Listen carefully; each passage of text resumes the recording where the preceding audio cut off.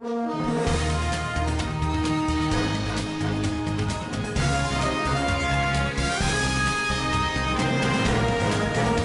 રામદેવપીર મહારાજના ત્રિદિવસીય પાટોત્સવ અને જ્યોત દર્શન નિમિત્તે શ્રી રાષ્ટ્રીય વિજય હનુમાનજી આશ્રમ રોયલ ચોકડી પાસે,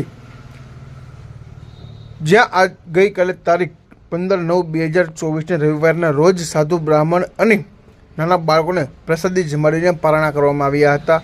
શ્રી રામદેવપીર પાઠ પરંપરાગત તળાજાના ઉપલા મંદિરના સંત શ્રી કાશીરામ બાપુ કાપડી સાધુ દ્વારા શરૂ કરવામાં આવી હતી. તે અવિરતપણે છેલ્લા 70 વર્ષથી તેમના પરિવાર દ્વારા આ રાષ્ટ્રીય વિજય હનુમાનજીના મંદિરે પણ આ પરંપરા જળવાઈ રહી છે.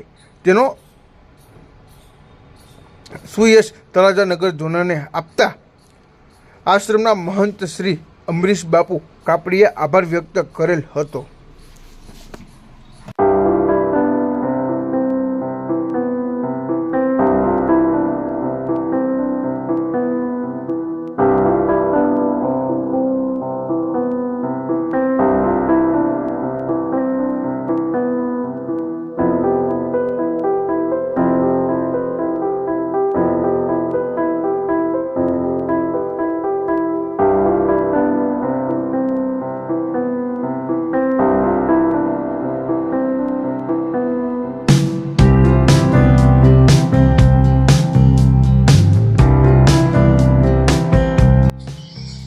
જણાવતા ખૂબ આનંદ થાય છે કે શ્રી રામદેવજી મહારાજના ત્રિદિવસીય પાટોત્સવ નિમિત્તે શ્રી રાષ્ટ્રીય હનુમાનજી આશ્રમમાં આજ રોજ સાધુ બ્રાહ્મણો અને નાના બાળકોને પ્રસાદી જમાડીને આ પાટોત્સવના પારણા કરવામાં આવ્યા.